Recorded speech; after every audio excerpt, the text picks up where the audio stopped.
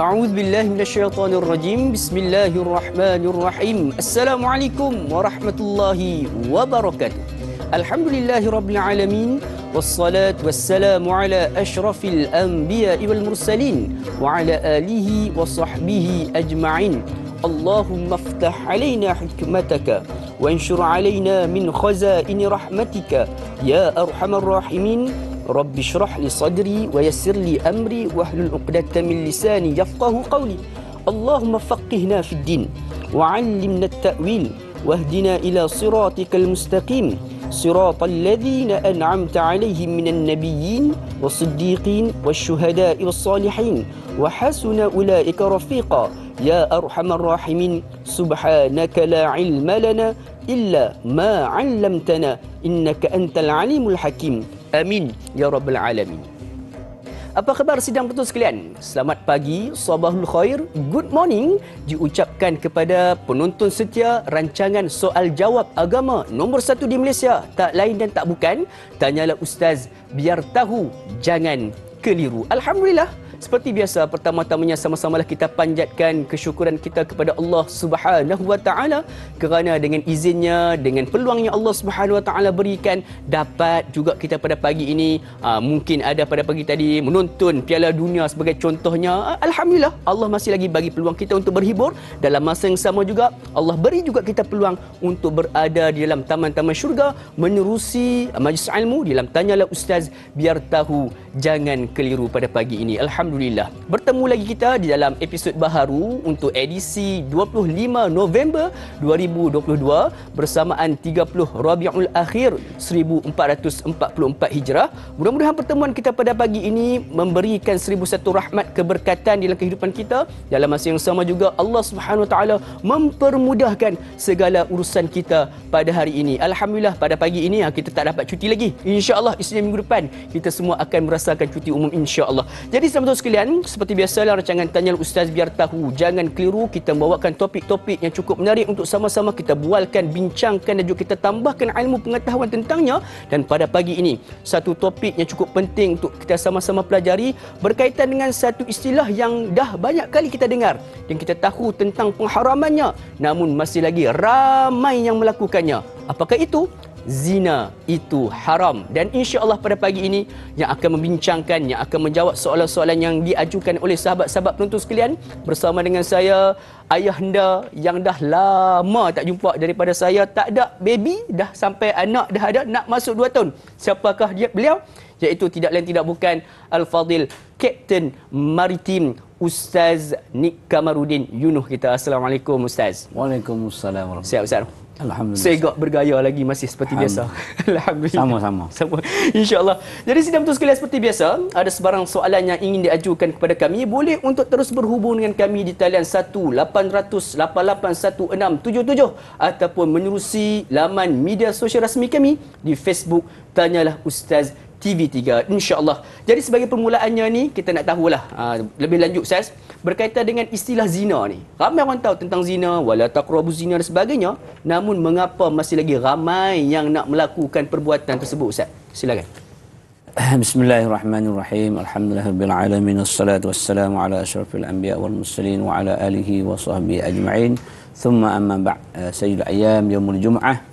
InsyaAllah kita perbanyakkan selawat kepada baginda Rasul sallallahu alaihi wasallam sebagai tanda kecintaan kepada baginda sallallahu alaihi wasallam.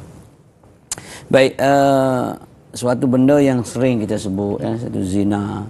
Tapi dalam kepala kita bila sebut zina, kita nampak ialah perlakuan seksual di antara seorang lelaki dengan seorang perempuan yang haram perbuatannya itu selain pada suami isteri. Tetapi sebenarnya ruang lingkup zina dalam Islam ni begitu luas sebenarnya. Dia bukan hanya hubungan seksual sahaja, tetapi ada hubungan-hubungan lain yang orang sekarang disebut ringan-ringan. Oh, ringan-ringan. Ringan-ringan. Orang sekarang lah, kita orang dulu-dulu disebut ringan-ringan. Apa Ustaz ringan-ringan tu macam mana kan? Jadi insya-Allah pada pagi ini kita akan bahaskan mengenai zina itu sendiri, segi hukum hakamnya, bagaimana, kenapa dia menjadi suatu orang kata benda yang diminati. Teringat kepada sabdaan Nabi sallallahu alaihi wasallam, huffatul jannah bil makarih wa huffatun nar bis syahwat.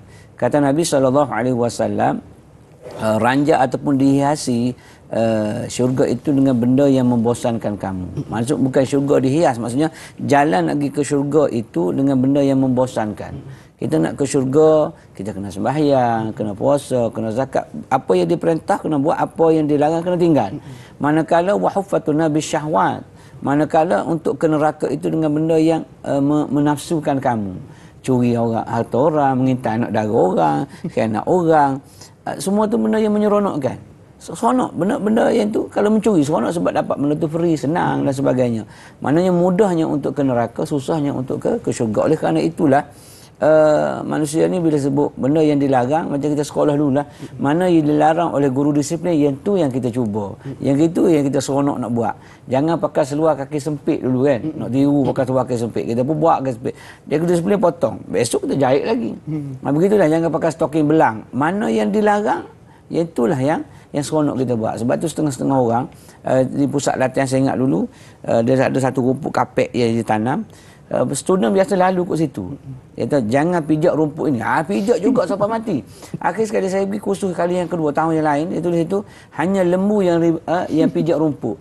So daripada situ orang tak pijak rumput tu. Takut jadi lembu. Takut jadi lembu. Maksudnya pendekatan psikologi memberi peranan juga. So dalam bab zina ini juga mungkin kerana dia satu larangan yang masuk dalam maqasid syariah al-khamsah yang menyebabkan orang kata aku nak cuba dan sesuatu yang menafsukan dia. Kerana itu walaupun macam mana disebut jangan hampiri apatah lagi melakukan, tetap juga orang melakukan perzinaan dan sebagainya walaupun dia tahu benda itu adalah benda yang haram, kan dia adalah benda yang menyeronokkan dan mengikut hawa nafsu mereka. InsyaAllah. Jadi benda yang dilarang itulah yang lebih seronok untuk dilakukan oleh manusia. Jadi itu adalah sebenarnya kebiasaan bagi manusia yang mungkin kita ni biarlah kita faham kita ni ada imannya naik, ada masanya turun, dan itulah juga bermulanya perlakuan ataupun tugasan bagi syaitan ini untuk menghasut kita dan melakukan benda-benda yang dilarang oleh Allah Subhanahu Wa Taala. InsyaAllah. Jadi Ustaz, kita nak terus raikan soalan pertama daripada sahabat Facebook kita, daripada Anna Karnina. Assalamualaikum warahmatullahi wabarakatuh. Assalamualaikum warahmatullahi.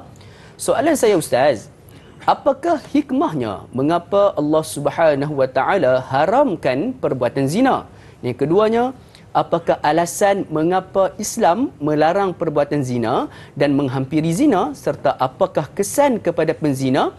Tetapi mengapakah dosa memfitnah orang melakukan zina, mengumpat yakni ribah orang berzina itu lebih besar dosanya dari pelaku zina? Mohon penjelasan Ustaz. Terima kasih Ustaz Na'i, sama-sama #biar tahu jangan keliru. Ustaz. Ada dua persoalan mana hikmah di sebalik pengharaman. Okey, kita tengok kepada maqasid syariah al-khamsah, iaitu tujuan syariat itu diadakan yang 5 itu. Maka di antara yang 5 itu, yang pertama sudah pasti iaitu hifzuddin, jaga agama. Kemudian yang kedua itu adalah jaga an-nafs, jaga jiwa. Kemudian jaga an-nasab, yang ketiga jaga keturunan, yang keempatnya ialah jaga mal, iaitu hifzul mal, dan akhir sekali ialah hifzul aqli, iaitu menjaga akal.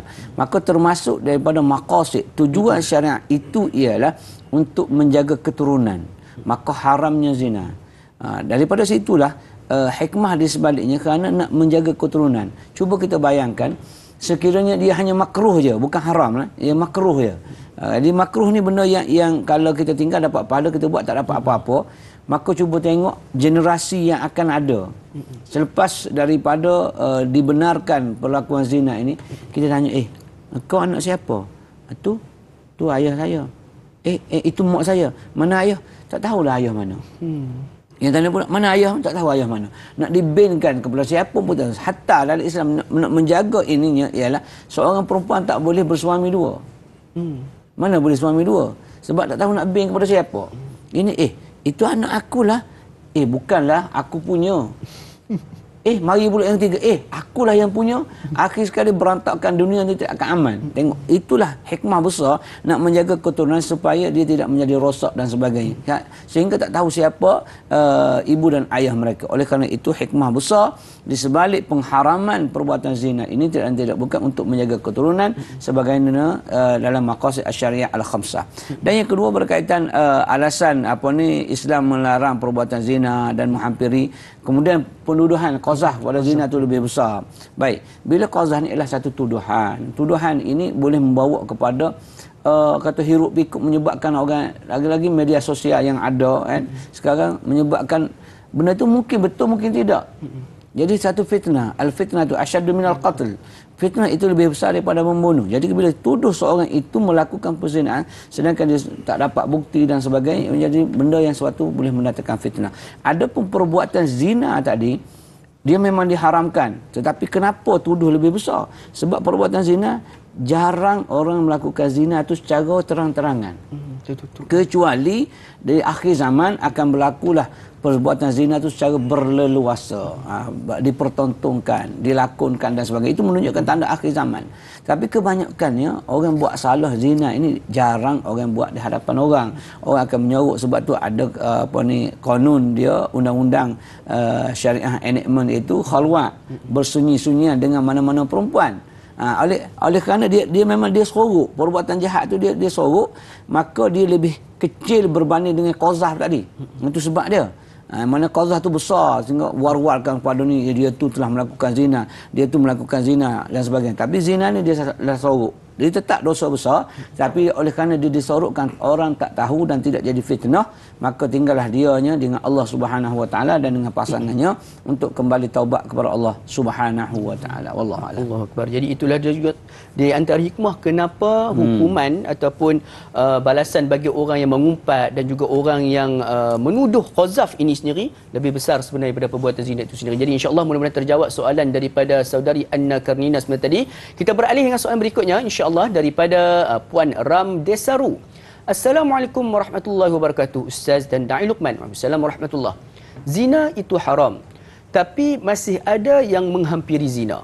Adakah didikan agama masih kurang dititik beratkan seseorang itu mudah terjebak dengan zina tanpa mengira usia? Terima kasih. #biar tahu jangan keliru. Adakah salah satu punca itu disebabkan oleh kurang didikan agama? Okey, kita melihat satu asas utama ialah jahil agama, satu jahil. Kemudian yang keduanya ialah kita melihat bukan setakat dia jahil. Kemudian satu lagi dia ada pengetahuan.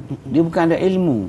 Dia lain orang yang berilmu dengan orang yang hanya berinformasi agama.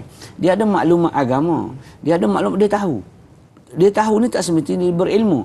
Orang yang berilmu dia akan beramal dengan ilmu dia. Sebab dia tahu, dia yakin dengan Allah Subhanahu Wa Taala. Sebab itu di antara yang disebut oleh Nabi sallallahu alaihi wasallam salah satu munjiat, dan 3 perkara yang boleh menyelamatkan kamu hidup di dunia dan akhirat. Yang pertama kata Nabi sallallahu alaihi wasallam al-adlu fil ridha wal ghadab. Yang kedua al-qasdu fil ghina wal faqar. Dan yang ketiga khasyatillah fis sirri wal alaniyati. Di situ yang pertama berlaku adil kepada orang yang kau suka dan kepada orang yang kau tak suka, orang yang kau benci, orang yang kau tak benci, kepada penyokong kau atau pembangkang kau. Mana-mana yang jadi pemerintah wajib dia melakukan keadilan kepada penyokong-penyokongnya dan juga pembangkang-pembangkangnya. Sebab mereka ini tetap juga berada sebagai rakyat yang berada di bawah. Satu. Yang keduanya ialah al-qasdu fil ghina wal faqar. Hendaklah kamu berhemah ataupun berekonomi ketika mana kamu kaya dan ketika kamu susah. Sebab kebanyakan kita bila kita susah barulah kita ingat kepada Allah, kita berjimat cermat. Tapi ketika senang kaya, kita bermewah-mewahan, pergi makan berlebih-lebihan sehingga membazir dan sebagainya. Dan yang paling penting sekali disebut oleh Nabi sallallahu alaihi wasallam ini ialah khasyatillah fis sirri wal alaniyati. Iaitu kamu takut kepada Allah dalam keadaan kamu sir, bersendirian, ataupun alaniyah ni terang-terangan. Depan orang ramai pun kau takut Allah, tak ada orang pun kau takut Allah. Sebab kebiasaan kita di hadapan orang ramai kita akan jaga akhlak kita, pekerti adat dan sebagainya. Tapi ketika tersendirian, maka itu lepas laku. Tak percaya ke, cuba kita tengok pasang CCTV, kita tahulah perangai kita. CCTV telah ada, Allah telah pasang kiri dan kanan kita. CCTV kita kiraman katibaini yang menulis kiri dan kanan kita tetap akan ada. Itulah CCTV dia. Jadi kita kena takut kepada Allah Subhanahu Wa Taala. Kita kena yakin betul-betul dengan Allah. Ada penulis-penulisnya yang baik dan yang buruk di kiri dan kanan kita. Bila kita yakin macam tu, bukan hanya orang dia ada informasi, tapi dia kena ada ilmu. Bila dia ada ilmu, dia beramal dengan ilmunya, maka sudah pasti dia akan menolak akan segala keburukan, kemungkaran dan sebagainya. Yang berlaku tu kejahilan dan juga tidak beramal dengan ilmu yang dia ada. Sebab tu kita tengok, kenapa dia tu imam masjid tu, tapi kenapa dia kena tangkap Oh, mungkin dia ada tak menasabah lah, ada rasuah apa, rupanya nak jaga mesin rupuk keliling masjid je, tender mesin rupuk. Orang kata alah berapa sen sangat, tapi tengoklah berapa ekar yang luas kan masjid dia. Maka di situ adanya kes rasuah, ada kes khaluat dan sebagainya. Adakah dia tak ada agama? Dia hanya faham agama ataupun dia hanya mengetahui agama tapi tidak menghayati betul-betul dengan agama yang dia ada. Maksudnya kita jangan informasi agama tapi kita biarlah orang yang berilmu dan beramal dengan ilmu. Insya-Allah kita akan menolak segala kemungkaran itu. Dan yang besar juga satu lagi selain daripada kejahilan ialah sembahyang itu sendiri dengan sembahyang yang kualiti, kerana innas solat tanha anil fahsya wal munkar. Sungguh sembahyang itu mencegah keji dan munkar. Jadi di antara perkara yang keji dan munkar itu ialah zina.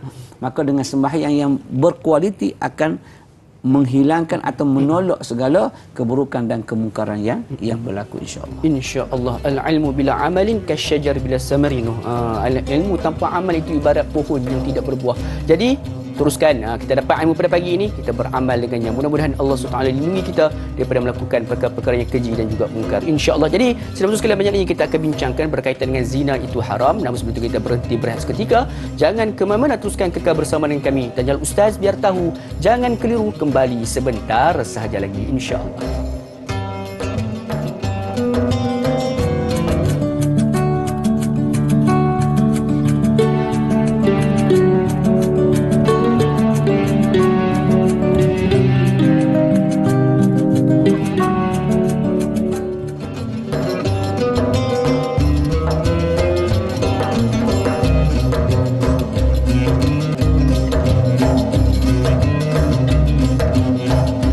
Alhamdulillah, sedang betul sekalian, kembali kita bertemu pada pagi ini bertentang mata menerusi kaca TV anda dalam rancangan Tanyalah Ustaz biar tahu. Jangan keliru, pada pagi ini sama-sama kita tambah ilmu berkaitan dengan zina itu haram. Satu benda yang memang kita tahu tentang pengharamannya, namun masih lagi ramai di luar sana yang melakukan perkara tersebut. Kadang-kadang kita buka dada-dada akhbar ni, sedang betul sekalian, kita terkejut kan. Baru-baru ini ada kes berkaitan dengan dua pasangan suami isteri berada di dalam satu bilik yang sama. Masya Allah. Jadi ini semua yang kita nak cuba hindarkan, yang kita nak ambil ilmu pada pagi ini. Mudah-mudahan ianya menjadi salah satu alat untuk kita nak hindarkan diri kita daripada melakukan dosa perbuatan zina tersebut, insya Allah. Seperti biasa, ada sebarang soalan yang ingin diajukan, boleh untuk terus berhubung dengan kami di talian yang tertera di kaca televisyen anda. Jadi kita nak teruskan lagi perbincangan kita pada pagi ini dengan raikan soalan yang berikutnya daripada Puan Hana Wanci.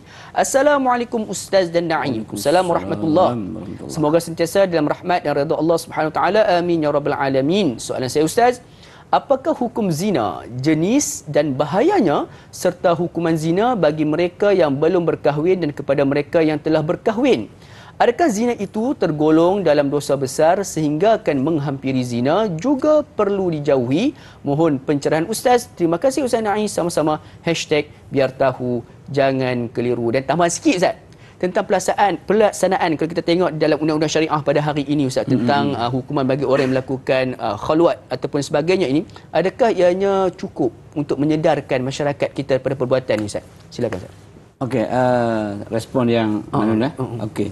Dari segi hukuman kita tengok, kalau tak silap tahun 1965 Akta Enactment yang melibatkan 155, iaitu mana-mana yang nyata melakukan perzinaan, persetubuhan dengan isteri orang dan sebagainya, dia hanya dikenakan hukuman 1 tahun penjara ataupun denda RM1,000.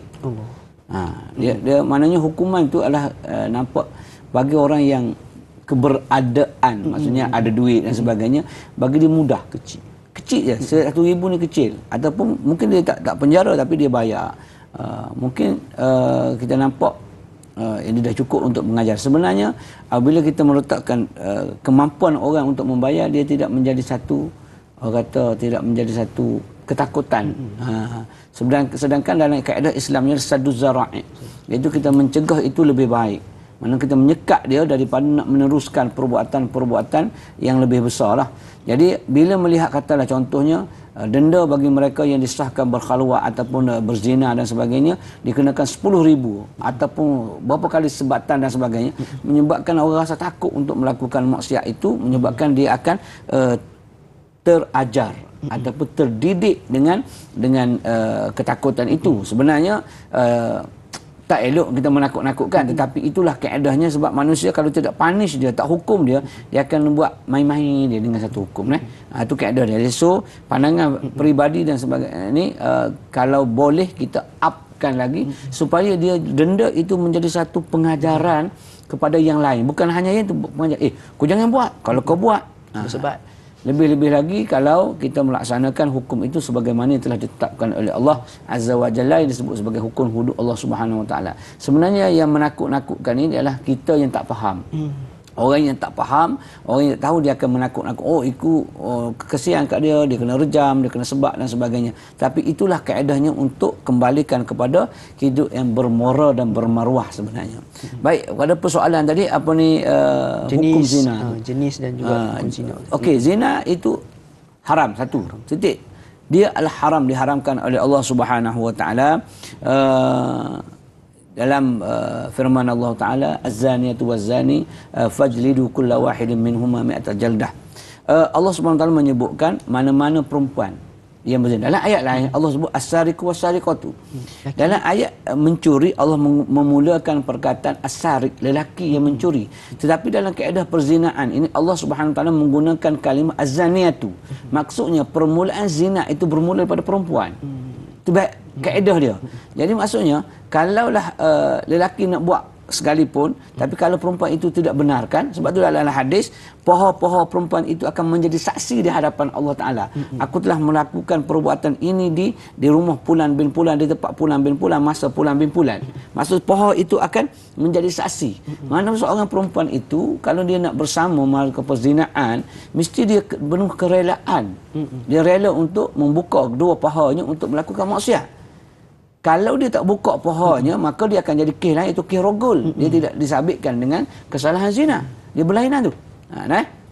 Jadi zina itu sebenarnya begitu luas dalam aspek seperti mana yang kita definisikan awal tadi. Bukan hanya zina persetubuhan, iaitu seorang lelaki telah melakukan persetubuhan secara haram dengan mana-mana perempuan. Itu ialah yang dikenakan sebagai hukum hudud atau hukum ta'zir dan sebagainya oleh pemerintah. Tetapi zina jenis-jenis ini dia ada kategori, setengah ulama kata ada 3 jenis, iaitu zina yang muhsan, mana-mana yang telah merasai nikmat perkahwinan sebelum ni. Dia dah ada tempat untuk melempiaskan nafsunya tetapi dia melakukan zina lagi, itu namanya muhsan, orang yang telah merasai nikmat perkahwinan. Dan yang kedua disebut ghairan muhsan, iaitu yang melakukan perzinahan mana-mana perempuan atau lelaki yang tak pernah merasai nikmat perkahwinan sebelum. Maksudnya kalau kita mungkin anak dah pernikah tu yang sah lah, bukan dia tak ada dara dan sebagainya. Maksudnya di situ ialah yang tak pernah berkahwin, yang secara halal, secara sah.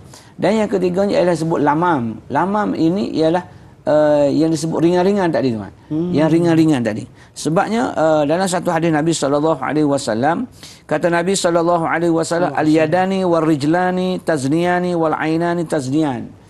Tangan itu akan dikira berzina, mata itu dikira berzina, kaki juga dikira berzina. Sebab dalam satu hadis Nabi SAW, innallaha ta'ala kataba 'alal ibnu Adam hazzahu minaz zina.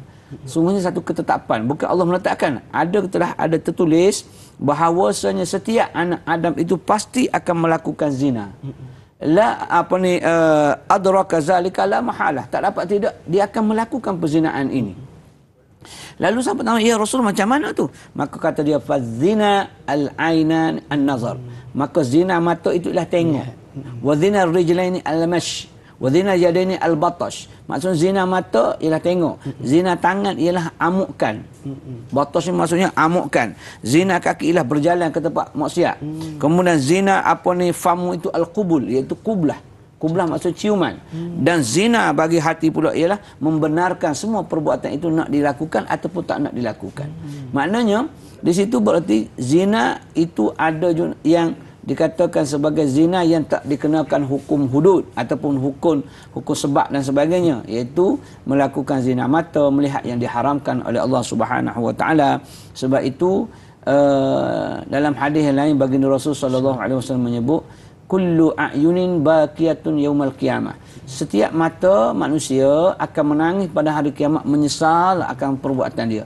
Tetapi ada 3 mata yang tidak akan menangis. Maka di antara mata itunya ialah ainun ghadat an maharimillah, mata yang ditutup daripada melihat yang diharamkan oleh Allah Subhanahu wa taala. Sebab itu dalam firman Allah Ta'ala juga Allah sebut walladzina hum li furujihim hafizun, jaga faraq-faraq kemaluan mereka dan sebagainya. Maka siapa yang ghadat mata dia daripada lihat yang diharamkan oleh Allah Subhanahu wa taala, maka mata ini tidak akan menangis lagi di hadapan Allah Subhanahu wa taala ketika setiap mata itu menangis kerana malu, kerana takut dan sebagainya. Wallahu a'lam. Allahu akbar. Jadi mudah-mudahan mata yang dikurniakan oleh Allah kepada kita ini adalah mata yang akan mendapat rahmat dan juga keberkatan daripada Allah SWT, dan juga mata yang tidak akan menangis lagi sewaktu mana kita berada dalam syurga kelak, insya-Allah. Jadi insya-Allah Ustaz, mudah-mudahan terjawab soalan tersebut walaupun ada sedikit lagi baki pada soalan tersebut. Namun kita nak raikan terlebih dahulu pemanggil talian Tuan Haji Omar Abdul Majid di talian. Assalamualaikum Tuan Haji Omar. Waalaikumsalam warahmatullahi wabarakatuh. Dai Luqman dan Ustaz Nik Kamarudin Nik Yunuh atau nama glamournya Ustaz Niki ya. Ya, terima kasih. Assalamualaikum Ustaz dan Dai. Assalamualaikum warahmatullahi wabarakatuh. Silakan Tuan Haji Omar, apa khabar pagi ni? Alhamdulillah sihat Ustaz dan Dai sihat ya. Insya-Allah silakan soalan pagi ni. Soalan saya begini ya. Ni Ustaz, kadang di dalam masyarakat kita ni, dalam masyarakat Islam ni, semua orang tahu dah Ustaz, dah saya cakap lah, zina tu memang haram, daripada memang orang tahu semua dah berlaku dah. Soalan saya, kadang-kadang ni ada dalam keluarganya si ayah ni pun kalau anak tu melakukan perkara macam tu, tak apalah, dulu ayah muda pun macam tu juga, bukannya ayah pun bukan malaikat pun, kita ni semuanya bukan malaikat, kadang-kadang berlaku juga perkara-perkara macam itu. Dia anggap perkara ni macam remeh lah Ustaz. Apakah boleh kita bersikap macam ni? Sedangkan kita boleh pula berceritakan anak yang dia pun masa muda dulu berperangai macam itu Ustaz. Jadi soalan saya yang kedua mengenai jenayah mata, kaki, tangan atau lamam tadi kata Ustaz tadi tu. Apakah kita ni sekiranya, saya rasa sukar untuk mengelak benda-benda begini. Contohnya saya sendirilah Ustaz, kalau pergi ke mana-mana, kalau pergi pasar raya, ke mall-mall, mall ke atau pusat-pusat membeli belah ni, akan nampaklah benda-benda begini Ustaz. Pusat nama dia pusat, bukan pusat kita, pusat beli belah kan kata nampak pusat orang pula. Tidak, jadi pusat-pusat membeli belah ni memang perkara ni tak dapat nak elak dah Ustaz. Jadi soalan saya, bagaimana bentuk kaedah terbaiklah untuk kita tak pergi kan tak boleh juga, nak pergi juga beli-beli semacam-macam lah dah Ustaz, keperluan harian. Jadi bagaimana Ustaz untuk kaedah terbaik lah supaya kita ni tak terjerumus dengan zina mata, tangan, kaki dan sebagainya ini Ustaz. Itu soalan saya Ustaz dan Dai. Terima kasih banyak Ustaz dan Dai. Assalamualaikum. Waalaikumsalam warahmatullahi wabarakatuh. Terima kasih Tuan Haji Omar sebagai pemanggil setia kita pada pagi ini Ustaz. Soalan yang kedua tu menarik Ustaz. Nak pergi pusat beli belah, terlihat pusat Ustaz. Macam mana, silakan. Okey. Baik, terima kasih Tuan Haji Umar. Soalan yang cukup baik. Dua soalan ya. Dua soalan. Okey, soalan yang kedua yang tadilah kita kena ingat bahawasanya kelebihan yang Allah berikan kepada mereka yang menjaga mata-mata mereka, menjaga kaki dan sebagainya. Pertama kita ingat kelebihan dia. Siapa yang dapat jaga segala perbuatan dia tadi, mata, kaki dan sebagainya daripada melihat yang diharamkan oleh Allah, maka matanya tidak akan dibakar oleh api neraka Allah Subhanahu Wa Taala. Tapi mana kita melihat kepada kelebihan dia dulu. Kemudian kita tengok kepada ancaman dia pula. Man mala'a ainahu bil haram fa mala'allahu ainahu bin nar. Kata Nabi SAW, siapa yang memenuhkan matanya dengan melihat yang diharamkan oleh Allah atas dunia, maka di akhirat nanti Allah penuhkan matanya dengan api neraka. Maksud kita tengok kelebihan orang yang menutup mata dan ingat ancaman orang yang buka mata. Memang tak dapat tidak, memang tak dapat. Kullu min ada khata'un, kata Nabi SAW. Setiap anak Adam itu pasti ada buat silap dan salahnya. Wa khairu khata'un tawabun, sebaik-baik yang buat silap dan salah itu ia taubat kepada Allah. Sebab at-taib minaz zambi kaman la zambalah, kata Nabi SAW. Orang yang bertaubat seperti tak ada dosa. At-taib habibur rahman, orang yang bertaubat itu kasih Allah yang Maha Pemurah. Maksudnya situ ialah ruang kita untuk buat maksiat itu memang ada. Sebab itu tempat-tempat yang tidak disukai oleh Nabi SAW ni adalah pasar raya, pusat-pusat membeli belah.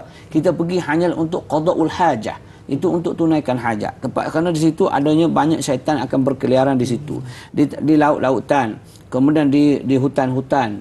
Kenapa larangan-larangan ni? Kerana di sini tempat mereka suka berseronok-seronok dalam tandas dan sebagainya. Sebab tu kalau masuk dalam tandas, jangan bawa telefon, jangan bawa majalah surat khabar. Sebab dia akan melalai dan melarakan kita untuk duduk lebih lama. Sedangkan di situ hanyalah tempat untuk qada'ul hajah, untuk tunaikan hajat sahaja ketika itu. Jadi itulah kaedah dia. Ya, memang tak dapat tidak, kalau boleh, contoh saya kalau bulan Ramadan, memang ustaz tak akan pergi bazar Ramadan. Tak pergi. Kalau nak pergi nak makan juga benda yang mungkin tak ada pada bulan lain, bagi duit kat isteri ataupun anak-anak, kau boleh tolonglah beli ini. Abah tunggu, Walid tunggulah kereta. Sebab kita tahu kita tak mampu untuk tutup mata sepenuhnya. Jadi kita daripada pagi sampai pukul 6.30 kita tahan, tak tengok benda yang diharamkan. Tiba-tiba pergi bazar Ramadan, lunyai. Habis. Hilang pahala. Sebab kita melihat yang diharamkan. Sebenarnya ada tak mungkin kata nak doa ke, mintalah lindungan daripada Allah Subhanahu Wa Taala daripada segala perbuatan-perbuatan hasutan syaitan. Kita minta dengan Allah Taala, insya-Allah Allah berikan. Bagaimana orang-orang alim dulu, orang-orang yang hebat, ahli-ahli sufi dan sebagainya boleh menjaga pandangan-pandangan mereka. Kenapa tidak kita? Ini kerana mereka melihat kelebihan orang yang menjaga segala panca indera daripada maksiat, zina dan sebagainya, dan dia tengok ancaman Allah Subhanahu Wa Taala. Dia yakin betul-betul dengan Allah Subhanahu Wa Taala. Dia tahu masa hidup Allah Ghafurur Rahim, tetapi selepas kita mati Allah Syadidul Iqab. Dia kenal betul-betul Allah Subhanahu Wa Taala dengan sebetul-betul kenal, bukan kenal zahir saja, tapi kenal hakikat sebenar. Macam seorang budak yang kita letakkan dalam, budak kecil umur 2 tahun kita letak dalam sangkar harimau. Budak tu tak menangis pun, tak rasa takut pun. Duduk atas belakang harimau, dia peluk harimau, dia tarik misai harimau, meraung harimau. Harimau nak makan, tak makan budak ni. Cuba kita letak budak umur 60 tahun dalam sangkar harimau. Oh, dah tak ada budak 60 tahun. Belum masuk sangkar pun dah meraung, sebab dia kenal harimau tu akan faham dia. Maka begitulah hakikat kehidupan kita. Kita kalau kenal Allah ketika Allah Syadidul Iqab dan ketika Allah Ghafurur Rahim. Itu satu. Soalan yang pertama tadi ialah berkaitan dengan apa, ialah orang kedah tahu tentang pengharaman tentang ni tapi meringan-ringankan, apakah meremehkan tadi macam bapak yang tengok. Ini adalah satu benda yang cukup tidak baiklah. Itu satu suasana fenomena yang tak bagus dalam keluarga ataupun dalam didikan. Mana dalam pendidikan kita tak boleh nak menunjukkan kita ni satu yang lemah, satu yang buruk dan sebagainya. Kita nak menunjuk yang terbaik. Kamu buat itu. Ayah dulu pun buat. Mana kau tahu ayah buat? Jadi dia kata, kalau tak tumpah apa ni, kuah kalau tak tumpah ke nasi, nak tumpah ke mana? Memanglah, tumpah keluar pun banyak apa? Ini dia sebut tumpah ke nasi, tumpah keluar pun banyak. Kalau lah perbuatan itu salah, jangan kau tumpahkan ke nasi. Anak kau tak boleh makan pedas. Kenapa kau kuah yang pedas kau masukkan anak kau? Buasir nanti. Maksudnya macam itulah. Kalau benar tu perbuatan yang tak elok, jangan kita, kalau boleh kita sembunyikan. Allah sembunyikan, Allah tutup aib-aib kita ini kerana Allah sayangkan kita. Kalau Allah bukakan aib ustaz ni sekarang, buka semua aib ni, nescaya tidak ada orang akan menghormati di antara satu sama lain. Itulah kehebatan Allah. Allah tutup aib-aib kita supaya kita rasa, aku buat maksiat tapi Allah masih tutup, Allah jaga aku, Allah sayang aku. Kenapa kita pula nak cerita ke anak? Ayah dulu lebih teruk pada kau, ayah dulu macam-macam ayah buat, bukan setakat perempuan. Ayah kaki ni, kaki todi, kaki botol, kaki semua kaki yang ada, semua ayah. Pun nak tunjuk kita ni hebat, otai, masih berdosa. Jangan. Mana perbuatan adalah perbuatan yang tidak baik. Kerana kita ialah amaru bil ma'ruf wa tanhauna 'anil munkar. Wallahu a'lam. Lakukan dosa itu adalah sebenarnya peluang Allah nak berikan kita peluang untuk kita bertaubat. Jangan pula kita menjaja dosa-dosa yang pernah kita lakukan kepada orang lain. InsyaAllah mudah-mudahan terjawab dua soalan daripada Tuan Haji Omar. Banyak lagi kita akan kupas berkaitan dengan topik zina itu haram. Namun sebelum itu kita nak berhenti seketika. Tenang dan kemudian teruskan bersama dengan kami. Tanya Ustaz biar tahu, jangan keliru, kembali sebentar sahaja lagi, insya-Allah.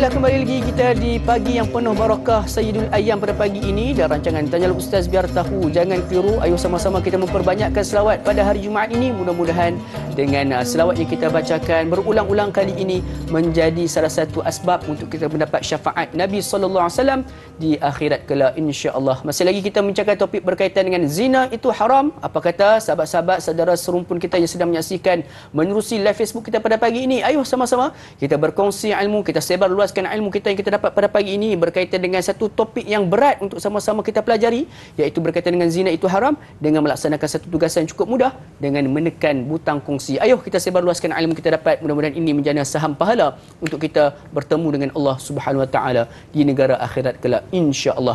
Jadi sebelum kita berhenti berat sebentar tadi, kita menerima dua soalan daripada Puan Hana Wanci, Ustaz. Dan soalan yang pertama alhamdulillah kita sudah pun selesai, dan soalan yang kedua berkaitan dengan hukuman-hukuman bagi jenis-jenis ataupun bentuk-bentuk zina sebentar tadi, Ustaz. Silakan. Okey, sambung daripada situ, daripada jenis itu mendatangkan hukum, iaitu kita ambil yang lamam. Lamam ni ialah ringan-ringan dia lah. Ringan itu ditakzirkan, iaitu atas pemerintah untuk panggil untuk nasihat, mungkin denda dan sebagainya, bagi pengajaran kepada dia bahawasanya perbuatan yang kamu buat adalah tak haram, tak berdosa si Allah Subhanahu Wa Taala.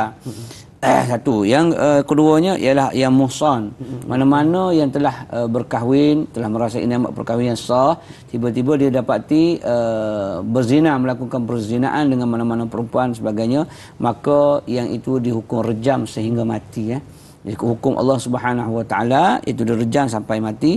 Dia pernah disebut dalam Al-Quran, tetapi dia punya nasah mansuh, dipanggil hukum tetap kekal, tetapi tulisannya telah dimansuhkan oleh Allah Subhanahu Wa Taala. Tapi dia tetap direjam. Ini kisah-kisah yang berlaku pada Ma'iz, Bani Ghamidiyah, Juhainah dan sebagainya. Berapa yang datang kepada Nabi SAW mengaku melakukan perbuatan zina, sehingga Nabi SAW halau balik. Ada kamu gila kau? Tak ada orang yang mengaku ni. Balik kau. Balik. Kemudian datang lagi. Ya Rasulullah, aku ni mengandung ni. Ya Rasulullah, mengandung anak zina. Balik kau. Sehingga kau melahirkan anak. Datang lagi. Sehingga 3-4 kali datang, barulah Nabi SAW kata sahabat, farjumu. Maka Nabi melontar batu dengan kadar batu yang kecil, bukan batu yang besar, sehingga mati. Dan dengan itu orang panggil taubatnya diterima oleh Allah Subhanahu Wa Taala, tiada lagi balasan di akhirat. Sebab itu terlaksananya hukum berkenaan untuk melepaskan azabnya di akhirat. Maka di akhirat azab lebih besar. Tapi apabila dihukum, kerana apa dihukum? Sedangkan dia telah bertaubat, kerana dia telah minta untuk dihukum oleh Nabi sallallahu alaihi wasallam. Maka hukum rejam bagi orang yang telah merasai nikmat perkahwinan itu, direjam sampai mati. Berlaku tak? Dan telah berlaku zaman Rasul sallallahu alaihi wasallam. Sebab dia mari mengaku aku melakukan zina. Sehingga Nabi kata, betul ke ataupun celah-celah pohon je? Kan? Ataupun ringan-ringan tadi kan? Mungkin dia tak masuk dalam seperti perigi masuk dalam timbul masuk dalam perigi. Macam tu sekali Nabi bagi gambarannya. Tak betul ya Rasulullah, seperti timbul masuk dalam perigi. Maksudnya betul-betul dia telah melakukan persetubuhan itu. Tapi kalau tepi-tepi sipi-sipi, dia tak akan kena hukuman hudud dengan seperti rejam tadi. Manakala yang ghairu muhsan, yang belum lagi menikmati nikmat perkahwinan yang sah, maka seperti teruna ataupun anak dara dan sebagainya, maka dia fajlidu kulla wahidin minhuma mi'ata jaldah, dia disebab dengan 100 watan. Dan 100 watan kita itu tak akan sama dengan sebatan sivil yang berlaku kepada pesalah-pesalah pesalah yang dadah dan sebagainya. Ia tak sama. Pukulan dia dengan rotan yang begitu kecil, lembut, dan pukulan dia sehingga dikatakan diletak buku di bawah ketiak dan tak akan jatuh. Bukan yang macam orang semua main golf, badminton apa tak. Mana yang tak, untuk mengajar. Bismillahirrahmanirrahim. Tak. Bismillahirrahmanirrahim. Macam kita pukul anak kita yang tak sembahyang. Mana kaedah ni telah ada anak-anak kita yang tak sembahyang, kita kena rotan dia, tapi rotan dia itu dengan rotan yang memberi peringatan, bukan rotan yang menyakitkan. Itu maksud dia, nak beri pengajaran. Bismillahirrahmanirrahim. Kenapa tak sembahyang ni? Tak. Iaitu alimu auladakum bisalah wa abna'us sab'. Ajarlah anakmu dengan sembahyang, mereka tu umurnya berapa? Umur 7 tahun. Wadribuhum wa hum abna'ul 10, dan pukullah mereka ketika mereka itu berumur 10 tahun. Mana pukul dengan kaedah yang betul. Jangan pula, kenapa tak sembahyang ni? Aku lempar, masuk dalam perigi anak kita. Maksudnya kita kena pukul dengan pukulan kasih sayang, untuk mengajar, bukan untuk menyakitkan. Jadi Hukum yang lamam, yang ringan-ringan tadi ialah denda ataupun budi bicara kepada pemerintah. Kemudian yang muhsan, yang telah merasai nikmat perkahwinan yang halal, maka dia rejam sampai mati. Manakala yang tak pernah merasai nikmat perkahwinan yang halal, bila berzina dia dikenakan hukum sebab 100 rotan. Itu yang telah ditetapkan oleh Allah Subhanahu wa taala. Dengan demikian maka terampunlah dosanya. Sekiranya dia tidak dihukum dengan demikian tetapi dia bertaubat kepada Allah Subhanahu wa taala, mudah-mudahan Allah menerima taubatnya. Allahu akbar. Insya-Allah. Insya-Allah mudah-mudahan diterima taubatnya itu. Dan juga Ustaz, bila mana kita merujuk balik kepada hukuman-hukuman Ustaz, timbul dua soalan kat sini. Yang pertama sekali, kalau pasangan yang melakukan hubungan zina tersebut, seorangnya itu sudah berkahwin, muhsan, dan seorang lagi ghair muhsan, bagaimanakah hukumannya? Dan yang untuk soalan berikutnya Ustaz, yang keduanya itu berkaitan dengan salah satu benda yang menyebabkan masyarakat yang belum Islam ini yang rasa takut ini disebabkan tadi hukuman rejam sampai mati tersebut. Adakah hukuman rejam sampai mati ini dia juga terguna pakai kepada orang yang bukan Islam? Dua soalan ini. Tapi sebelum kita nak jawab dua soalan Ustaz, kita nak raikan terlebih dahulu pemain kita talian pasal ini. Tuan Haji Ilyas kita. Assalamualaikum Tuan Haji Ilyas. Waalaikumsalam warahmatullahi Dai Luqman dan juga Ustaz Nik. Ya, apa khabar Tuan Haji Ilyas? Alhamdulillah, sihat. Silakan soalan pagi ini insya-Allah. Soalan saya pertama, adakah sikap ibu bapa itu sendiri? Dia ada di kalangan ibu bapa yang ambil remeh, meninggalkan anak perempuan bersendirian dan membiarkan anak itu berkeluar di waktu malam dan balik di lewat malam, dan juga anak-anak perempuan ini memakai pakaian yang melampau, tidak ditegur oleh ibu bapa, dan juga minyak-minyak wangi yang dikatakan terlebih dahulu seperti melampaui hingga menarik perhatian lelaki. Pertama, keduanya, adakah kalau berlakunya zina itu sepatut disembunyikan daripada menceritakan kepada umum? Ini bermakna Allah pernah menutup aib kita. Seorang yang melakukan zina itu ditutup aibnya, tetapi dia menceritakan, menghiburkan seperti zaman Rasulullah itu, hingga akan ia dikenakan hukuman sehingga menemui ajal, matilah menerima hukuman itu. Minta pencerahan yang lebih lanjut daripada Ustaz ni. Terima kasih. Assalamualaikum. Waalaikumsalam. Terima kasih Tuan Ilyas. Kita ada soalan yang cukup berkualiti untuk sama-sama kita ambil tahu. Silakan Ustaz. Baik, satu, ad-dayus la yadkhuluna al-jannah. Kata Nabi SAW, mana-mana lelaki dayus tidak akan masuk syurga. Kemudian kalau kita tengok dalam kitab Ustaz Tambihul Ghafilin, peringatan bagi yang lupa, dan itu ditulis di pintu syurga, innaka tuhrum 'ala dayus. Maksudnya engkau diharamkan daripada lelaki dayus. Dayus ni kita kena ikut dayus, ikut definisi agama. Jangan kita ikut definisi orang Melayu. Definisi kita orang Melayu, dayus ialah mana-mana laki-laki yang buat kerja perempuan.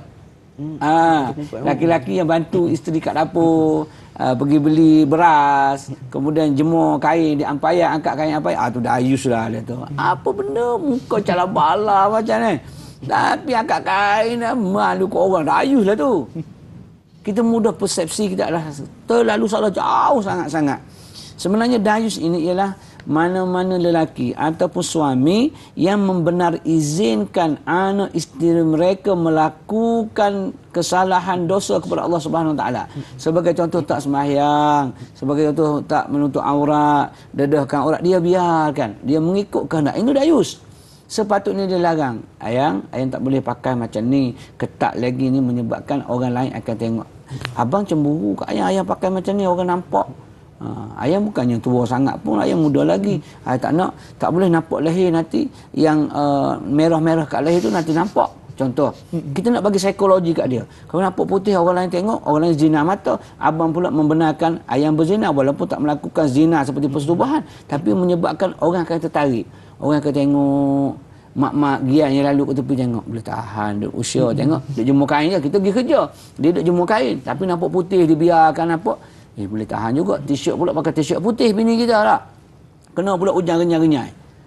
Sekali usia, dua usia dia pun tahu dah. Timing kita pergi kerja 7.30. So 7.30, 8.30, dia tahu dah kita tak ada kat rumah. 12.30 baru ada. So dalam tempoh tu dia akan membuat sesuatu yang menyebabkan boleh berlaku benda-benda yang lebih berat lagi. Mungkin kes rogo, mungkin kes samu dan sebagainya. Sebab apa? Berpunca daripada kecaknaan, tak cakna. Tidak cakna sangat kepada agama, termasuk membiarkan anak isteri melakukan benda yang boleh mendatangkan perzinaan dan sebagainya. Itu soalan yang pertama.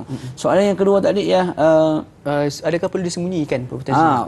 Contohnya dia melakukan perzinaan. Okey, kes Ma'iz dengan Ghamidiyah itu kenapa dia expose? Dia bukan expose dia gini. Apabila seorang itu melakukan perzinaan, maka dia segeralah bertaubat kepada Allah Subhanahu Wa Taala.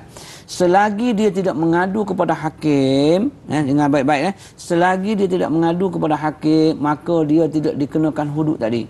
Tapi dia taubat kepada Allah, sehingga menjadi satu persoalan, taubat mereka yang berzina sebelum dihudud, adakah diterima oleh Allah ataupun tidak? Ada dua pandangan ulama. Pandangan mazhab juga. Satu kata tak diterima, sehingga dia kena hukum rejam juga ataupun kena sebat juga 100 watan. Satu pandangan yang kedua kata tak. Apabila taubat kepada Allah Subhanahu Wa Taala, maka semuanya akan terlansai. Tapi berbahaya pula. Kenapa kes Ma'iz dengan Ghamidiyah itu Nabi SAW rejam? Sebab dia minta untuk direjam. Dia dah bagi tahu dah Rasulullah, saya dah bertaubat gini-gini. Rasulullah kata balik. Dia datang juga, ya Rasulullah, aku direjam sebab aku buat perbuatan tu. Oleh kerana itulah maka Nabi pun merejam dia sehingga mati. Sebab apa? Sebab orang yang bertaubat ini tak ada dosa. At-taib minaz zambi kamalan zambalah, Nabi kata. Orang yang bertaubat tak ada dosa. Tapi kenapa Rasulullah SAW sebab juga rejam juga? Kerana dia minta untuk direjam. Apabila seorang itu datang untuk minta hukuman, maka kita bagilah hukuman. Taubat dia telah boleh terima, tetapi dia minta juga dihukum supaya tidak akan bersaksi lagi semua anggota jahat dia tadi yang melakukan zina itu di hadapan Allah Subhanahu Wa Taala, sebab dia malu sangat-sangat kepada Allah Subhanahu Wa Taala kerana perbuatan zinanya. Kerana itu dia pun minta untuk dihukum sebenarnya. Jadi kalau dia tak minta dihukum, telah memadai dengan taubatnya sebenar-benar kepada Allah Subhanahu Wa Taala. Wallahu a'lam. Allah, pintu taubat kepada Allah SWT itu cukup terbuka luas sebenarnya. Jadi sebenarnya itulah dia sebenarnya nak jatuhkan satu hukuman dalam bentuk Islam ni bukannya mudah. Kadang-kadang perlukan kepada ikrar ataupun takrir daripada orang yang melakukan itu sendiri, insya-Allah. Jadi satu sidang betul sekalian, banyak lagi yang kita akan bincangkan berkaitan dengan zina itu haram. Namun sebelum itu kita nak berhenti berehat seketika, teruskan kekal bersama dengan kami. Tanya Ustaz biar tahu, jangan keliru, kembali sebentar saja lagi, insya-Allah. Insya-Allah.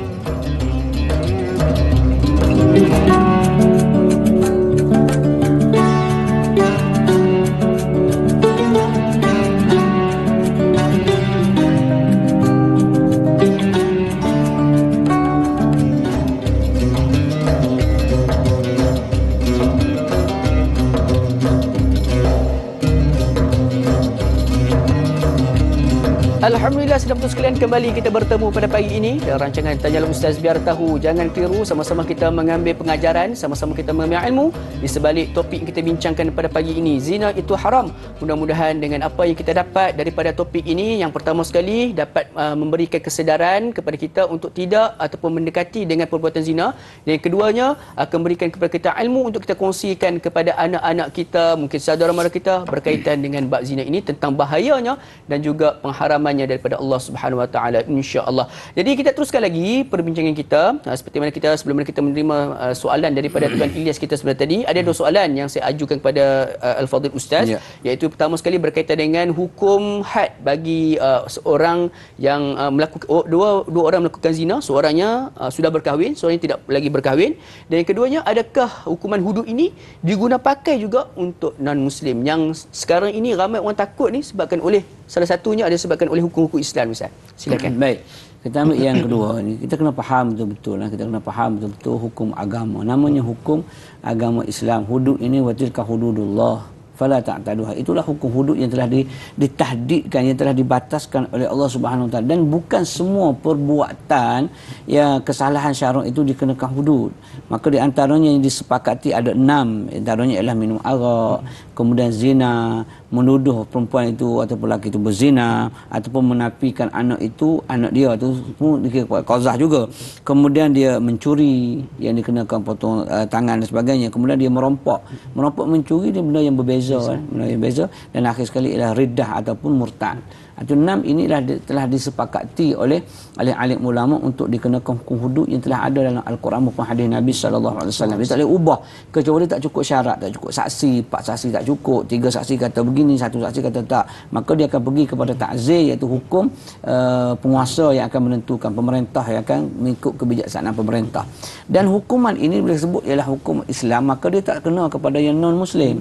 Maknanya bila dia tak faham, kita tak faham, maka kita rasa takut. Orang tak faham nak terjun daripada kapal terbang ke bawah, kita rasa takut dan gayak. Tapi bila kita faham, pakai belon dia betul-betul buat betul-betul, dia akan lama-lama dah jadi seronok dah.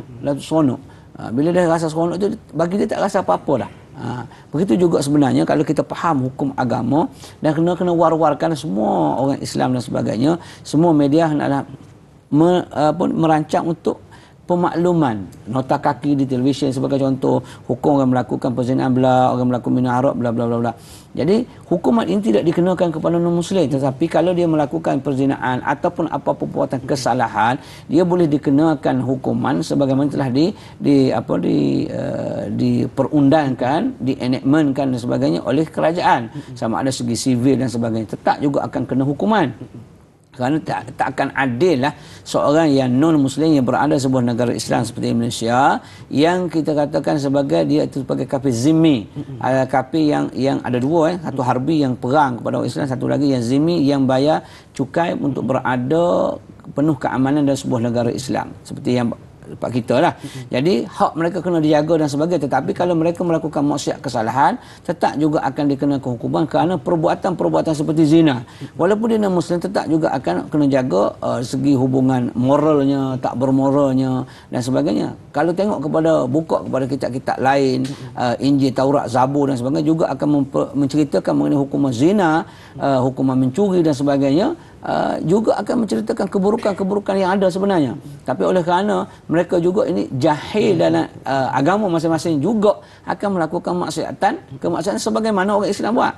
Jadi hukum hudud ini tidak terkena kepada orang yang non-muslim. Itu jangan kita takut, yang kita risau sebenarnya. Tapi oleh kerana risau dan takut sebab kita tak tahu yang sebenarnya. Jadi yang kedua tadi mengenai orang yang berzina pernah merasai, iaitu muhsan dan ghairu muhsan.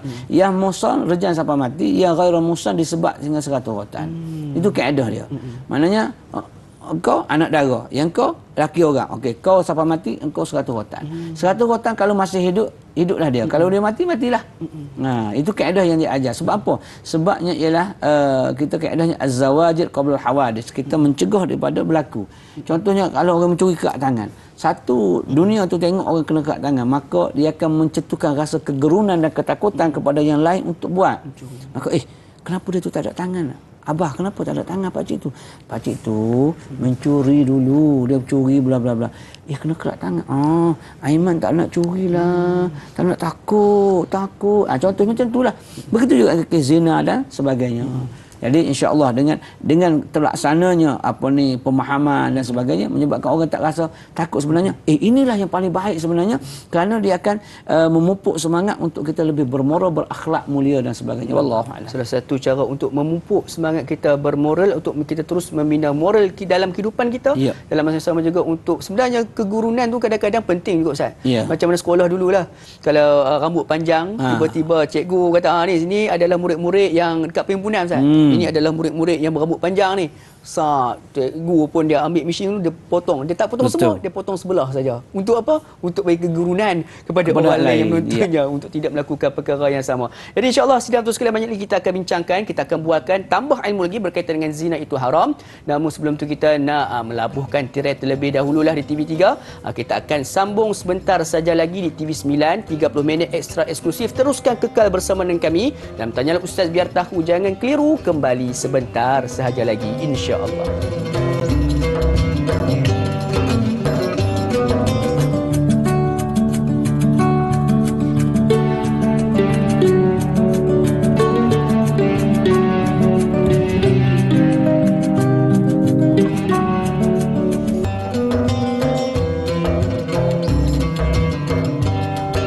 Alhamdulillah sedang terus sekalian, kembali kita bertemu pada pagi ini dalam rancangan Tanyalah Ustaz Biar Tahu. Jangan keliru pertemuan kita di pagi yang penuh barakah, Sayyidul Ayyam, hari penghulu segala hari Jumaat.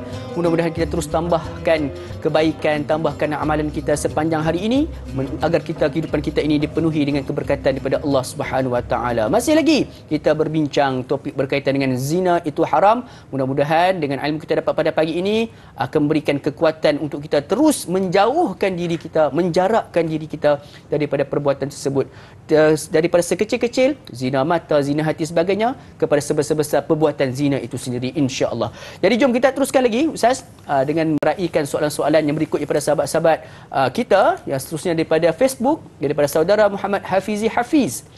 Assalamualaikum warahmatullahi wabarakatuh. Waalaikumsalam warahmatullahi. Soalan saya, adakah orang-orang yang melakukan zina tanpa sebarang rasa bersalah pada Allah Subhanahu Wa Taala itu menandakan hati mereka telah mati, sedangkan mereka tidak pula mahu meninggalkan segala nikmat kesenangan yang terlalu banyak yang telah diberikan oleh Allah Subhanahu Wa Taala? Mohon pencerahan Ustaz. Terima kasih. #Biar Tahu, jangan keliru. Silakan Ustaz.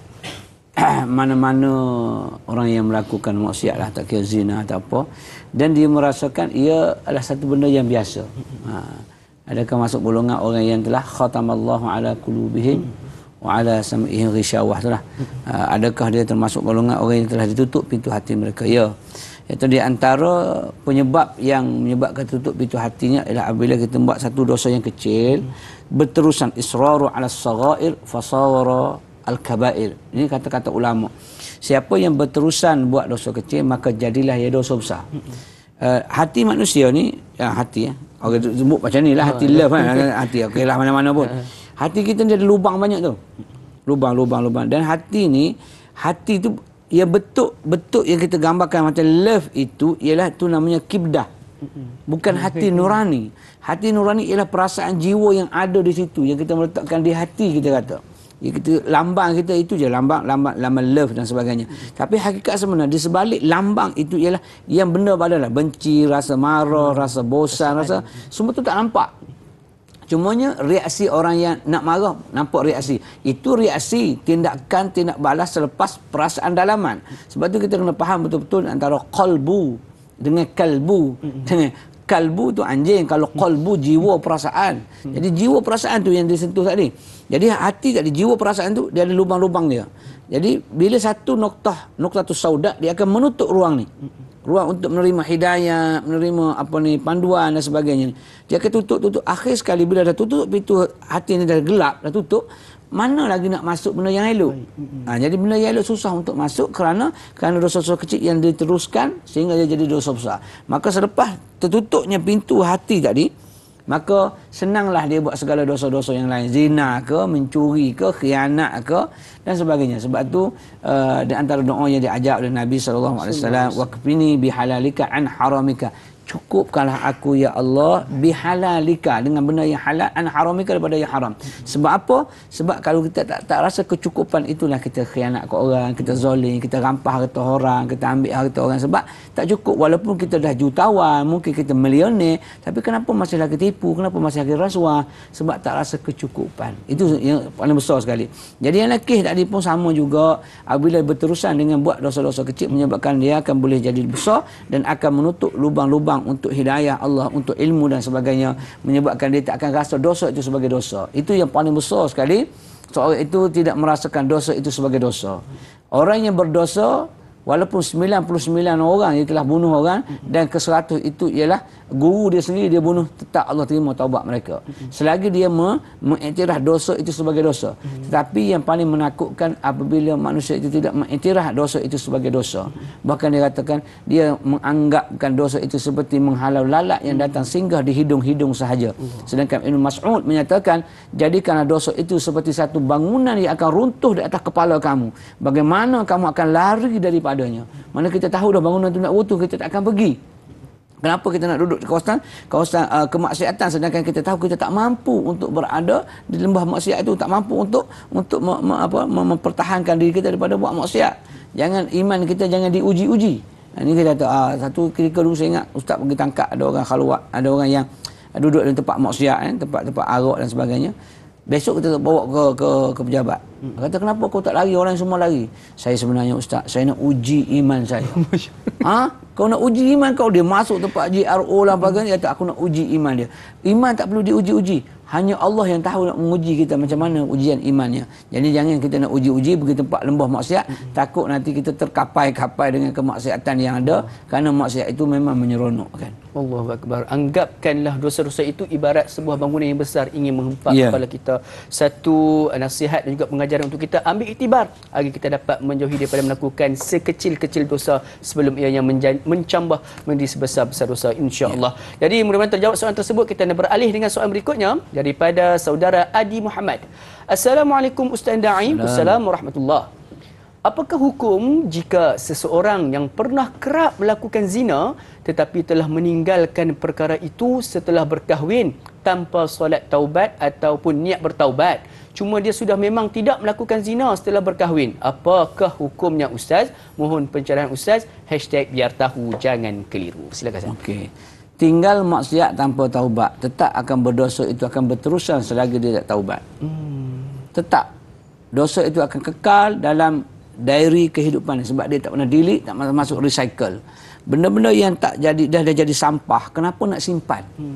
Benda dah jadi sampah. Simpan buat apa? Buang je. Delete je. Jangan sampai kalau boleh jangan dia ada lagi dokumen yang berkaitan berkenaan. Maksudnya kita dah buang betul. Kalau kita kata istighfar saja, astagfirullah, dia hanya buang luaran saja. Tapi dia masih ada folder khas lagi. Maka nak buang itu kena taubat. Taubat itu kita buangkan segala dokumen, segala file dia tak ada. Sehingga kita cari pun file A tak ada dah, hilang. Tapi kalau kita kata file A masih ada, cuma isinya tak ada. Itu orang telah pun beristighfar. Tak ada, tapi file masih ada. File apa? File A, file zina contoh dia. Dalam ni masih ada file dia. Maknanya orang ini pernah dikenali suatu ketika dulu pernah berzina. Dia ada rekod. Tetapi kalau kita delete rekod, itu taubat, maka dia tidak ada lagi. Search rekod zina tak ada. Si A tak pernah berzina pun, walau dia pernah berzina. Macam mana tak ada zina? Sebab at-taib minaz zambi kaman la zambalah. Siapa yang bertaubat daripada mana-mana dosa sekalipun, maka seolah-olah dia tak ada dosa. Bila dia tak ada dosa, tak ada rekod dosa. Untuk menghilangkan rekod dosa satu saja, taubat kepada Allah Subhanahu Wa Taala. Jadi yang penanya tadi, dia telah meninggalkan zina tetapi dia tidak taubat, tak solat taubat, tak istighfar, tak taubat kepada Allah, maka dia masih ada rekod itu dan rekod itu masih kekal di sisi Allah Subhanahu Wa Taala. Takut suatu hari nanti rekod itu akan dipaparkan di hadapan Allah ketika mana kita berada di mahsyar Allah. Ketika itu semua manusia akan menunggu amalan-amalan masing-masing baik ataupun buruk. Kerana amalan yang baik akan dihitung hisab oleh Allah, amalan yang buruk juga akan dihitung hisab walaupun sebesar zarah. Faman ya'mal mithqala dzarratin khairan yarah wa man ya'mal mithqala dzarratin syarran yarah. Kecil mana akan dihisab, besar mana akan dihisab. Buang, delete. Jadi yang bertanya tadi, Adi harap-harap lepas ini terus bertaubat kepada Allah, ya Allah aku tak akan ulang lagi perbuatan. Dan kita dah tinggal dah. Jangan ulang lagi minta ya Allah. Sebab itu syarat taubat tu ada 3 kalau tidak melibatkan manusia, iaitu menyesal, tinggal dan berazam. Kalau melibatkan manusia, memulangkan hak dia. Taubat tu syarat dia pertama, tinggal, menyesal, niat tak nak buat lagi.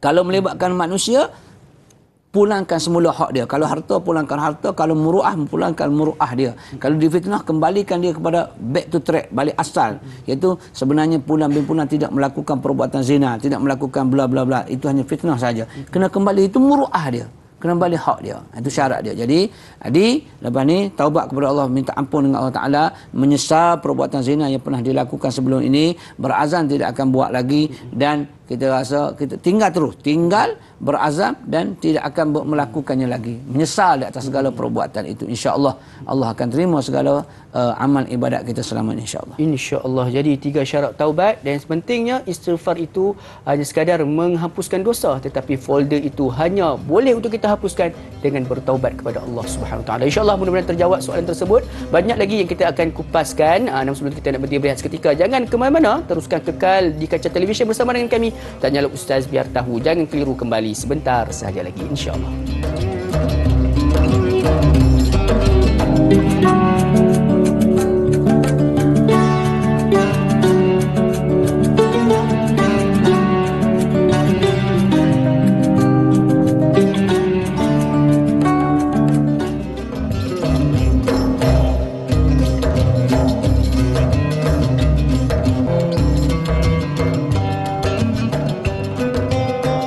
Alhamdulillah, sedang betul sekalian, kembali kita bertemu pada pagi ini. Tanyalah Ustaz biar tahu jangan keliru. Sedar tak sedar kita sudah pun berada dalam segmen yang terakhir untuk episod kali ini. Sebenarnya kalau kita bincangkan berkaitan dengan topik zina ni, Masya Allah, satu topik yang pendek. Perkataan zina itu sendiri pun merangkumi hanya 3 ataupun 4 huruf saja. Namun begitu, huraiannya, penjelasannya dan juga jawapan bagi soalan-soalan memerlukan perincian yang mendalam. Sebab apa? Ianya berkaitan dengan hukum yang telah pun diletakkan ataupun digariskan oleh Allah Subhanahu Wa Taala dalam Al-Quran dan juga diulas pula berdasarkan pada hadis Nabi sallallahu alaihi wasallam. Jadi kalau nak tahu dengan lebih lanjut berkaitan dengan zina ini, bolehlah untuk teruskan lagi lanjutan di dalam kelas-kelas pengajian yang mungkin ada berhampiran dengan anda di Masjid Surau dan sebagainya, insya-Allah. Jadi kita teruskan lagi dengan perbincangan kita pada pagi ini, zina itu haram, dengan raikan soalan berikutnya daripada sahabat Facebook kita, daripada Tuan Rosdin Samah.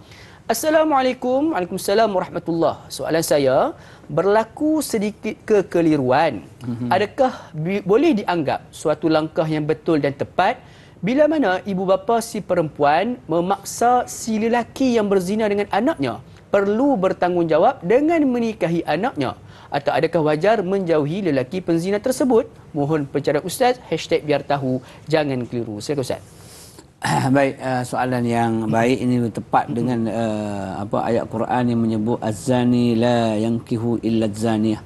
Maksudnya lelaki yang penzina tidak akan berkahwin dengan perempuan selain daripada yang zina juga. Maknanya kalau anak dia yang membenarkan berzina, mana dia penzina juga. Yang lelaki juga penzina, bukan kirogol lain. Maksudnya suka sama suka. Jadi anak perempuan kamu itu zina, lelaki juga penzina, maka eloklah dia dinikahkan. Kerana penzina akan berkahwin dengan penzina juga.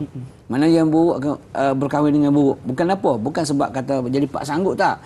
Kerana biarlah kamu bertanggungjawab, bukan senang. Bila kamu dah ada anak nanti, kalau anak perempuan, adakah kamu sanggup anak kamu itu dizinai oleh orang lain? Sebab tu bila seorang tu nak buat maksiat, nak melakukan zina, dia kena fikir, kalaulah dia ni anak aku, adakah aku izin dia berzina dengan orang? Kalau dia ibu aku, adakah aku izin dia berzina dengan orang? Kalau dia kakak aku, adakah aku izin dia berzina dengan orang? Maka hati naluri manusia tak nak anak dia, adik-beradik dia, ibu dia untuk dizinai dan sebagainya. Maka begitu juga sebelum melakukan perzinahan, fikir, kalau dia ibu aku, kalau dia adik aku macam mana?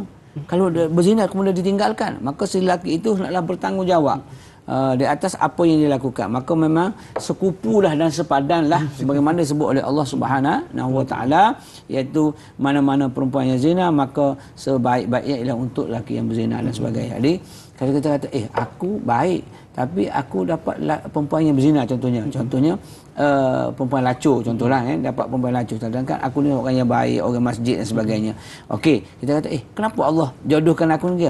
Itu hikmah yang besar, kamu nak utuskan engkau untuk menyelamatkan si pelacur daripada lembah kehancuran dia, daripada terus dari sebagai pelacur, maka kau lah penyelamat dia. Itu hikmah besar dia. Aku bukan pelacur, sedangkan ayat tu bagi melacur sama pelacur, tetapi engkau menyelamatkan pelacur, maka engkau hebat. Jadi jangan kita rasa isteri aku dulu teruk lah, aku ambil dia perempuan gebrek lah, macam-macam yang kita ambil kan. Tetapi sebenarnya itu ialah hikmah besar, kamu adalah penyelamat kepada perempuan itu daripada terus melakukan maksiat. Macam kita bawa orang yang tak kenal Allah kepada kenal Allah, melakukan satu ganjaran yang besar kepada diri kita, insya-Allah. Allahu Akbar. Jadi sebenarnya itulah kadang-kadang ada menyebabkan keruntuhan rumah tangga ni, bila mana mengimbau kembali apakah yang dilakukan oleh pasangan. Tak perlu sebenarnya suami isteri tak perlu cerita sejarah lampau. Dulu baik sangat kan. Bang, abang nak tahu tak dulu sebelum dengan abang, ayang couple dengan ada 9 orang. Semua tak jadi, dengan abang je jadi.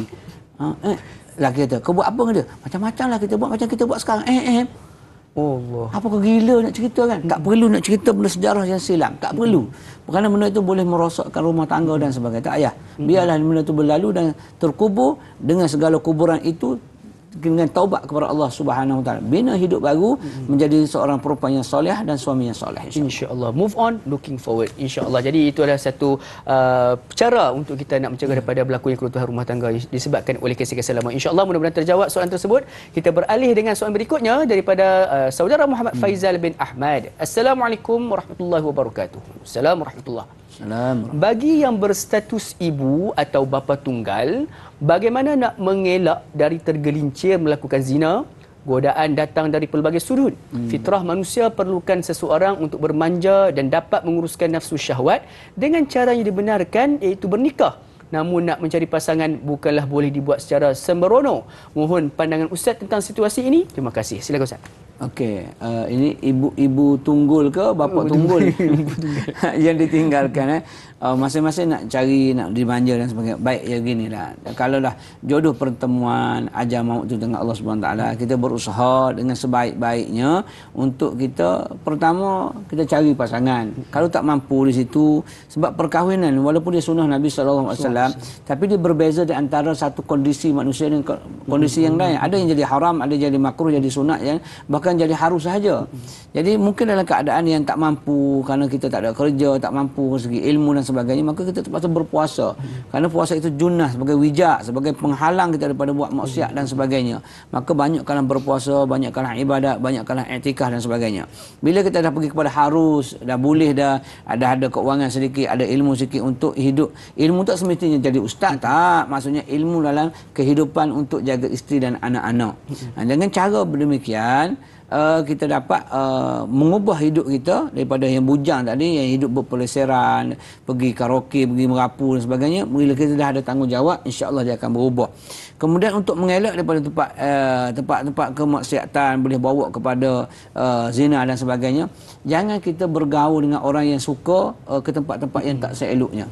Jangan, sebabnya dinul mar'i khalilu. Agama seorang itu bergantung juga kepada kawan dia. Kawan yang ajak dia ke tempat yang maksiat, dia akan jadi maksiat akhirnya. Walaupun kita sehebat mana, walaupun kita kaki serban, kaki kupiah, kaki ridak pun, akhir sekali kita akan terjerumus, akan terikut-ikut. Itu kaedah dia dah. Jadi cuba elakkan tempat-tempat maksiat, kawan-kawan yang kaki maksiat, insya-Allah kita akan terjaga. Terjaga, bila terjaga itu selamatlah kita. Dalam waktu yang sama berusahalah untuk kita mencari dampingan hidup kita, pasangan hidup, sama ada laki-laki atau perempuan tadi, carilah yang bersesuaian dengan kita ataupun yang sekupu dan sepadan dengan kita. InsyaAllah perbuatan zina ataupun maksiat itu akan terhindar dengan sendirinya, insyaAllah. InsyaAllah. Jodoh itu tak salah alamat, dan yang paling penting kawan kita itu menjadi cerminan diri kita. InsyaAllah mudah-mudahan terjawab soalan tersebut. Kita beralih dengan soalan berikutnya dengan baki masanya ada ini, dengan meraihkan soalan daripada Puan Sahziatul Siddiq. Assalamualaikum warahmatullahi wabarakatuh. Bagaimana kaedahnya untuk mengelakkan agar perkara ini dapat dibendung? Ini kerana era ini banyak aplikasi yang dibina untuk berkenalan satu sama lain, menyebabkan terjadinya perkenalan dan akhirnya zina boleh berlaku. Jika akhlak tidak mampu dijaga, mohon pencerahan Ustaz. Terima kasih Ustaz. Kadang-kadang zaman sekarang ni reunion juga Ustaz, salah satu bentuknya ni. Bagaimana Ustaz? Silakan.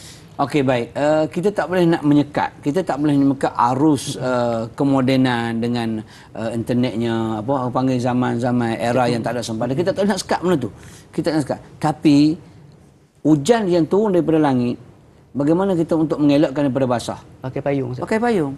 Maksudnya kita tak boleh tahan hujan yang nak turun. Takkan nak tutup lubang hujan. Satu kerja pula.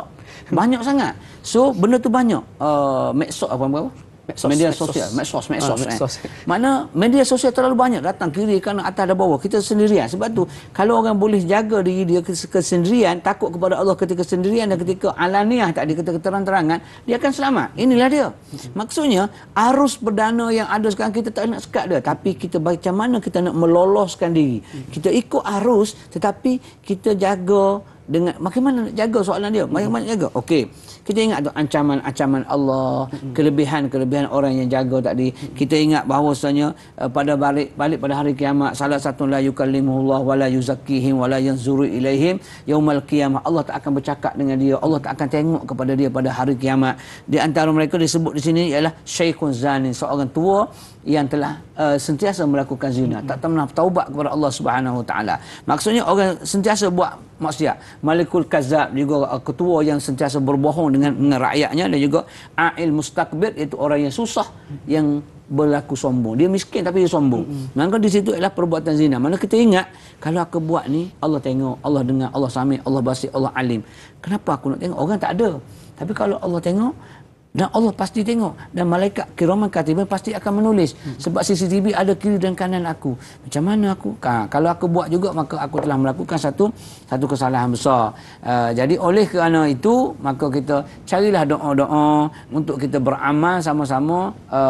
A'udzubika kalimatillahi tammat min syarri ma khalaqa, ataupun mana-mana doa yang untuk menghindarkan kita daripada godaan-godaan syaitan dan sebagainya. Banyak doa-doa daripada yang maksud daripada Nabi SAW, juga daripada ayat Quran, dan juga pergaulan kita dengan kawan-kawan satu.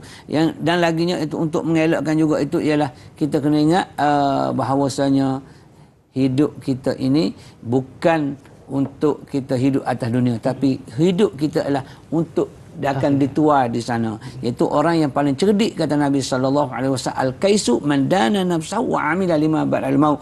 Orang yang paling cerdik, pintar, bijak ialah orang yang meruntun hawa nafsu, dia tak ikut kehendak nafsu. Yang tadi walaupun ancaman macam mana, tapi dia tak ikut kehendak nafsu dia.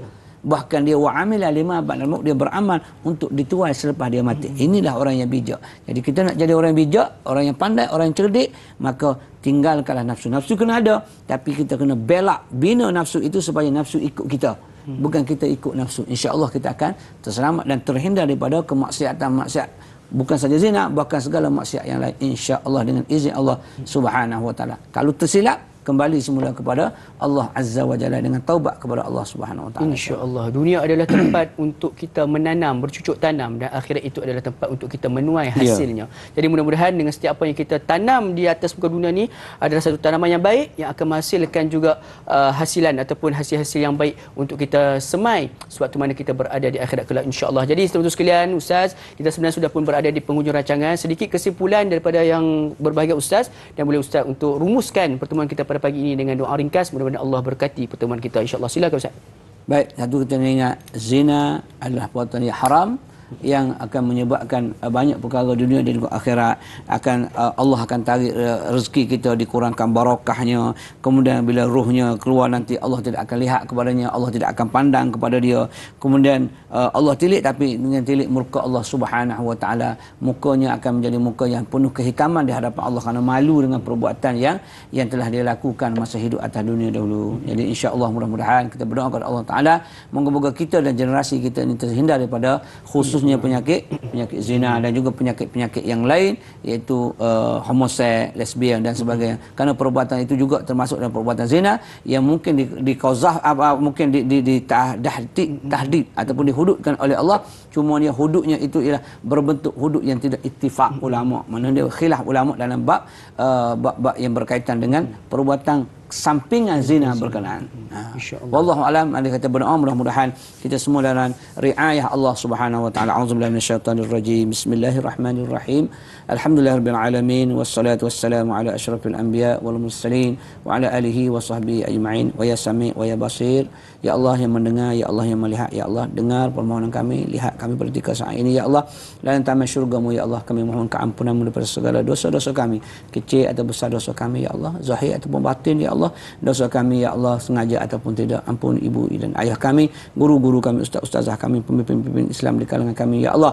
Ya Allah, ya Arhamar Rahimin, lindung diri kami semua, ya Allah, daripada penyakit-penyakit berbahaya, ya Allah, COVID yang melanda, influenza, ya Allah, juga penyakit hati kami, ya Allah, perbuatan-perbuatan zahir dan batin kami, perbuatan zina kami, zina mata, zina anggota-anggota yang lain, ya Allah, hindar dari kami dan juga generasi-generasi anak-anak keturunan kami, ya Allah, ya Arhamar Rahimin. Rabbana atina fid dunya hasanah wa fil akhirati hasanatan wa qina azabannar. Wa sallallahu ala sayyidina Muhammadin wa ala alihi washabbihi wasallam. Walhamdulillahirabbil alamin. Taqabbalallahu minkum. Minna wa minkum taqabbal ya karim. Jazakallahu khairan katsiran Ustaz di atas bacaan doa. Mudah-mudahan Allah SWT teruskan panjangkan usia Ustaz. Amin. Kekalkan Ustaz kesihatan untuk teruskan sebar luas ilmu untuk kami semua, insya-Allah.